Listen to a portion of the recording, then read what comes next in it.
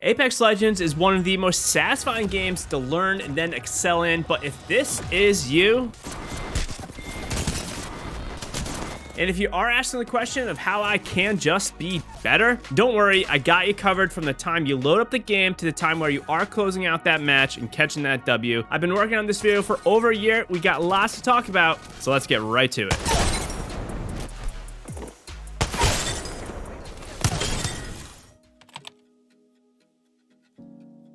Apex Legends can really be boiled down into three main parts that you will need to learn to really excel at the top of your game: movement, legend and gunplay, and teamwork. In general, if you master any two of these three things, you will have incredible success. If you do fall into the newer or less experienced type of player, you absolutely should hyper-focus on your gun skill. Being very proficient with guns can make up for a ton of other things. Gun skill is also the easiest thing to work on because it's something that is actionable, meaning you can easily train it by either putting in hours in the game or utilizing the firing range. And don't worry, we will have more on specific training routines later on.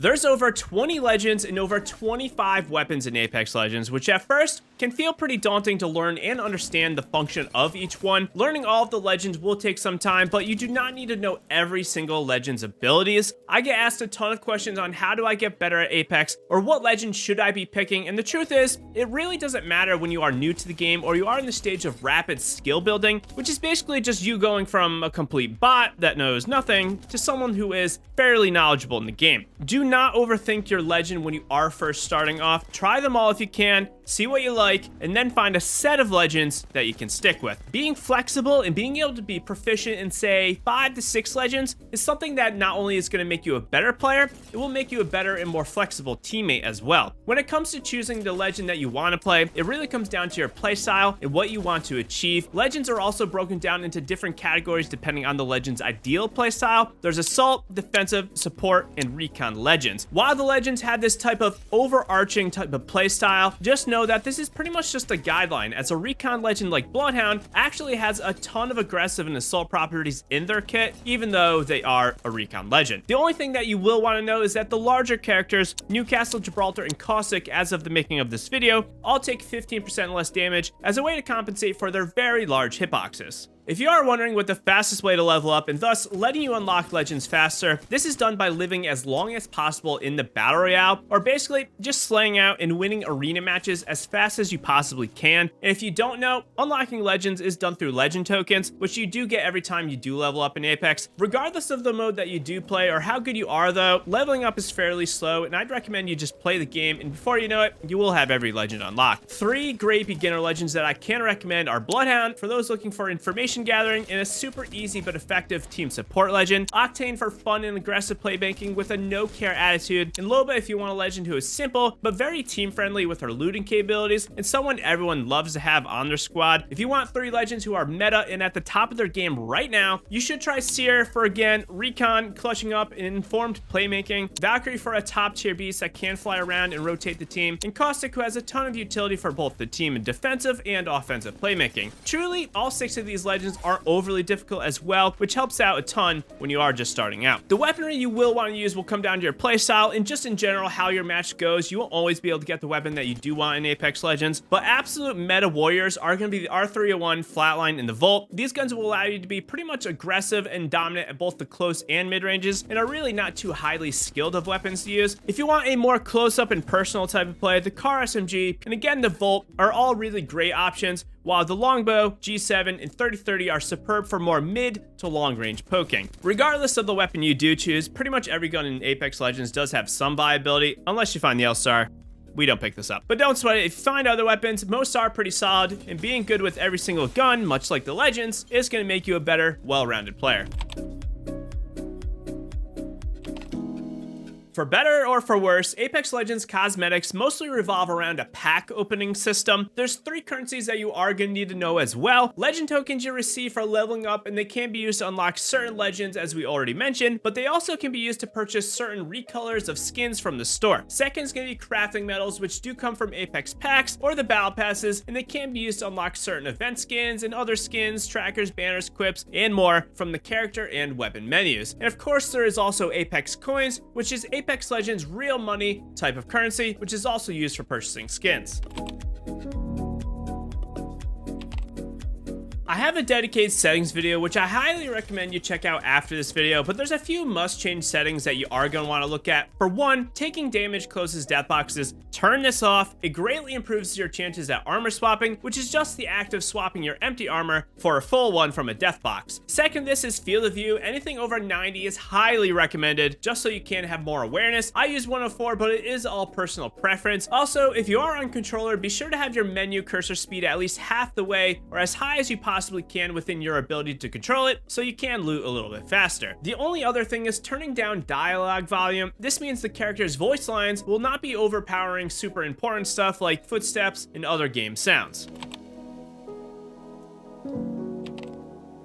There is actually a fair amount of equipment in Apex Legends, from your attachments, hop-ups, gear, grenades, managing your inventory, and other stuff that you should know. At the moment though, Apex Legends has 3 grenade types: typical frag grenades, thermites, and arc stars. Frag grenades are the most basic type, and they are quite useful to getting enemies to scatter and move. A nice little tip is that frag grenades will actually displace, meaning force players to move if they take any sort of health damage, and this could even be 99 shield damage and then just 1 point of health damage. They are going to get sent flying. Thermites are really great as zoning tools to prevent movement or force movement, as well as briefly tracking enemies since they are burning from that grenade. Then there are arc stars, which in my opinion is the best grenade out there, because sticking an enemy is one of the most for surefire ways to follow up with a quick knock and just create a lot of chaos. There's actually not a lot of attachments in Apex compared to some other games out there on the market, and most of them are pretty self-explanatory. The one simple tip I can give you is to always be on the lookout for extended magazines. Outside of a few other hop-ups, these are the only things that are truly going to increase your damage output and potential. I also think that the most overrated attachment would be the barrel stabilizer. A truly great player really does not need these, although I think if you are still a newer or still building your skill up, then barrels can be pretty helpful. For the gold items, the helmet reduces your ability cooldowns by 20%, and this absolutely needs to go to any legend with long ability cooldowns or legends who are just frequently using their tactical abilities. Such legends could be Gibraltar, Bloodhound, Seer, Caustic, or Valkyrie, to name a few. A bad example would be Octane, seeing as his tactical stim gets no benefit from that helmet. The gold body armor does double healing effects from syringes and shield cells, and this really should go to any aggressive legend or aggressive player in general. Players who like to constantly push enemies can greatly benefit from a quick double shield cell heal, as the 50 heals at a time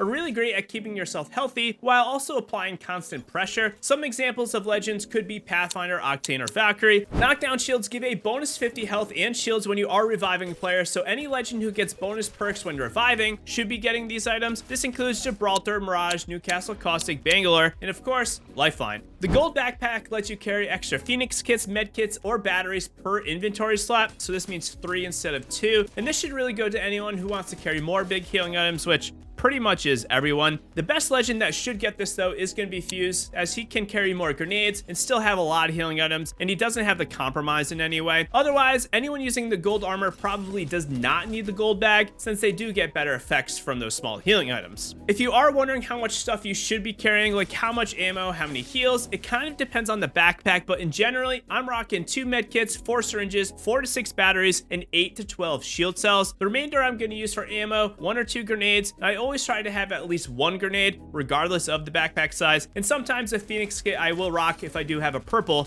or a gold backpack.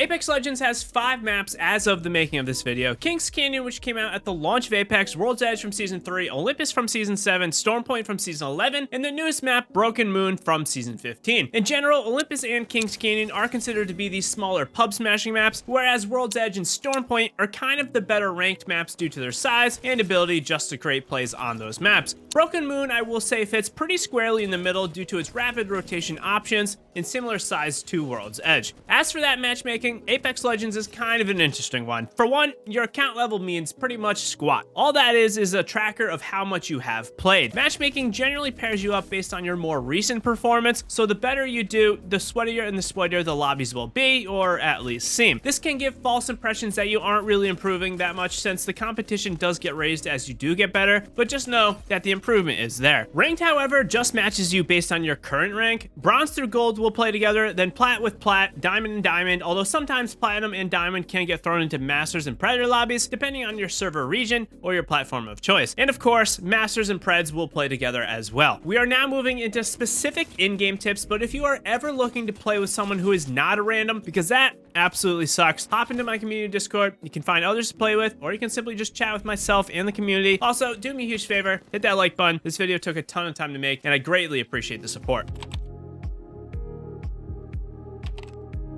Before you even hit the ground running, you gotta get there. Straight up, if there's one thing that I think is overlooked when it does come to winning a match, it's gonna be your fly-in, and second to this, your drop location. Whether it seems like it or not, you have a lot of control and ownership over these two things, and you need to do these well in order to dramatically increase your chances of winning your early game fights, and this will even affect both your mid and end game chances as well. When you are dropping, your speed should almost never drop below 130 to 140, and additionally, dropping somewhere around 45 degrees to your target, or about 300 to 500 meters, depending on the location, will work nicely. When you do get to the ground, for the love of everything, look around and do not drop right on your teammates. You want to stay close to them, but you also don't want 3 people to loot one building, as there just won't be enough loot for all of you. This has to be one of the biggest things I do see time and time again. Ping your specific drop spot, and when I say this could even mean the exact door, and break off early enough so you can get a good landing spot. If you want an increased chance of survival, landing further away is going to be the way to go, but if you want a high kill game, you're almost always going to have to drop really early and hot in order to really have the best chances at getting a lot of kills. For me personally, I recommend landing near hot areas so you can have increased chances of living and getting decent loot, and then quickly moving into hot areas to third party or take fights later on. This way you're not wasting your match by over looting, but you're also not dying off the rip and gaining no experience or improving. The best way you can increase your chances at finding good loot is to gradually remember over time where the ground loot spawns. Landing on ground loot means you can see what you're about to get when you are flying in, and at the last second, you can make a change if you know you aren't going to get anything decent, or if there is just no gun on that loot pile. If you land on a loot pill, you need to wait for the pill to open, and then you got to roll the dice of hoping that you do get something decent. This seems like it might not matter much, but it actually is a pretty massive deal if you want to win your off-drop fights. Another thing that is often overlooked when you are landing, what should your priority pickups be? Running across the map to get that purple or shiny gold armor is nice, but that doesn't matter if you get the armor and the enemy gets the gun. You wouldn't bring your fist to a gunfight, would you?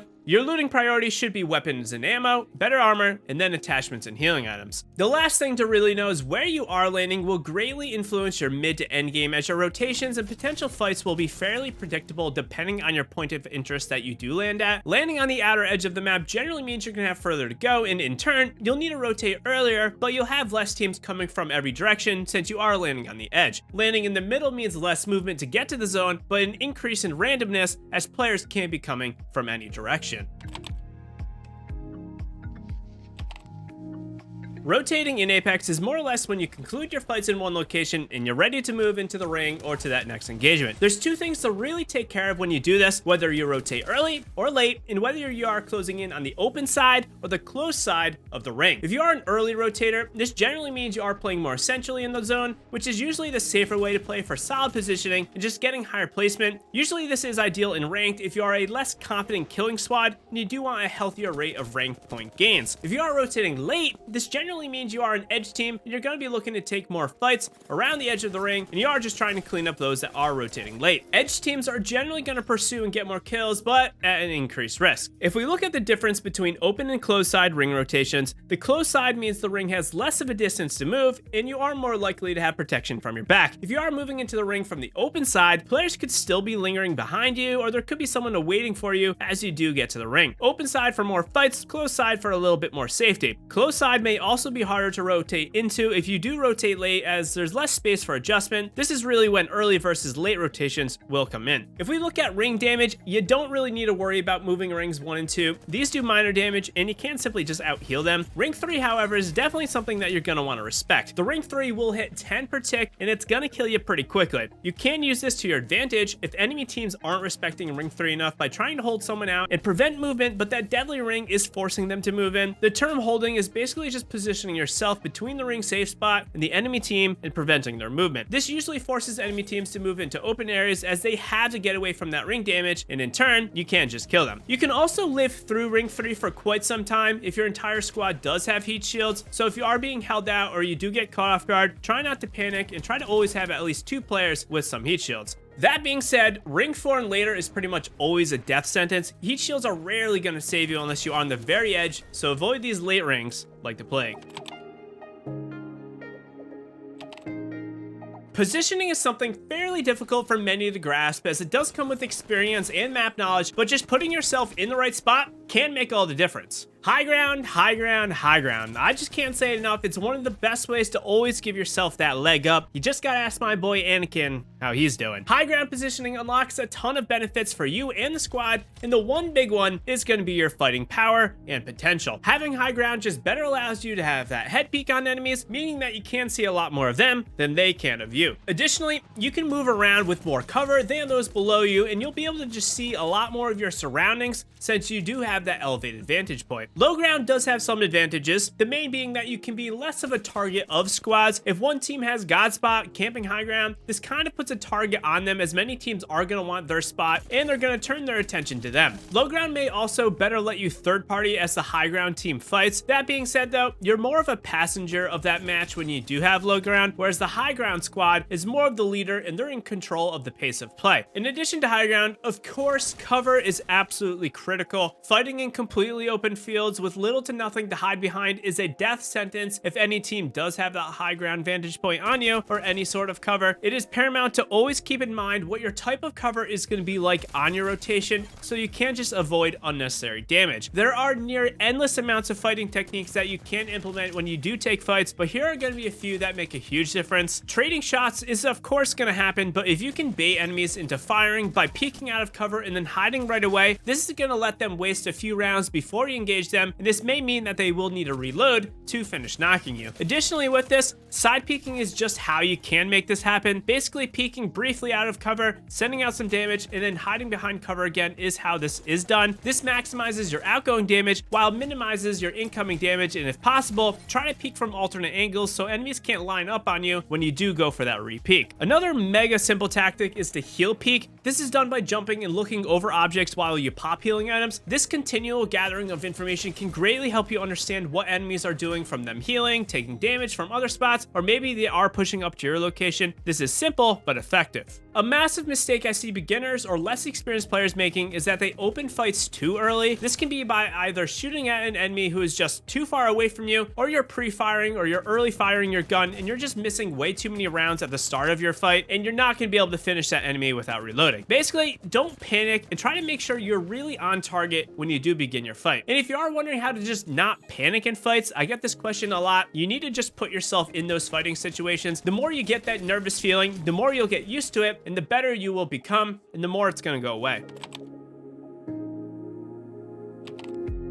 While you can kill players in Apex Legends at blazing fast speeds, the time to kill still is actually pretty slow, which means anytime you can coordinate team shotting, it makes a huge difference. There are always exceptions, but if you have 3 average or decent players, smart playmaking, positioning, and timing can generally lead you to winning over someone that does have a masterful level of skill. Communication is absolutely paramount. The minimum is pinging, and at the maximum, it's going to be actively talking to your team. There's a reason why there's no solo mode in Apex, regardless of whether you agree with it or not. It's because Apex is a team game. A perfect example of solid team communication is when you need to heal, letting your team know that you took massive damage and you're popping in battery means your squad can look at that pesky enemy who is trying to run you down. Backing this up, just be respectful of your team's needs. Dishing out heals, ammo, or grenades when they have none can go a long way. As for what legends you want to be using in terms of having a well-rounded squad, it matters, but not necessarily as much as you think when you are starting off. A great rule of thumb is to try to break your squad into 3 categories depending on what you are trying to achieve, your playstyle, and of course, what mode, ranked, or pubs. This entails a recon or intel gathering legend, a support, and a defensive or rotating legend, and then, of course, a fighting or playmaking legend. And just know that not every legend is explicitly put into one category of legends, so don't be afraid to experiment with what works for you and your squad. So how do you close out that match, not choke during those final moments in those final few teams? Well, the start of it is setting yourself up for success, which means everything that we have discussed so far absolutely manipulates your endgame outcome. When the ring is smaller and smaller, the area you are approaching from matters more and more. Late game rings assures you no teams are late rotating out of the ring, and because of this, being placed somewhere on the close side of the ring massively helps prevent the chaos and third partying from unknown locations. Backing this up, being either on the inside edge of the ring or playing more centrally will also dictate how much action you are going to see. Playing center ring means more attention will be brought to yourself, while playing on the edge means you should get less engagements or attention, but you may not have the proper positioning and you will have to eventually move or just get swallowed up by the ring. There's really no right or wrong answer on this one, as it really depends on the specifics of the engagement, the cover available, and how many squads are left. In my personal experience though, playing in the center almost always will result in better positioning if you can control the environment around you by preventing teams from pushing you. This is more or less coined as showing presence, and showing presence in an area is massively important to your success, so don't be afraid to puff up your chest and let everyone know that you are here and you're not moving. Trading damage, poking damage, and keeping enemies away is going to be how you do this. Probably the biggest mistake I see happening that immediately destroys your chances of winning is getting knocked.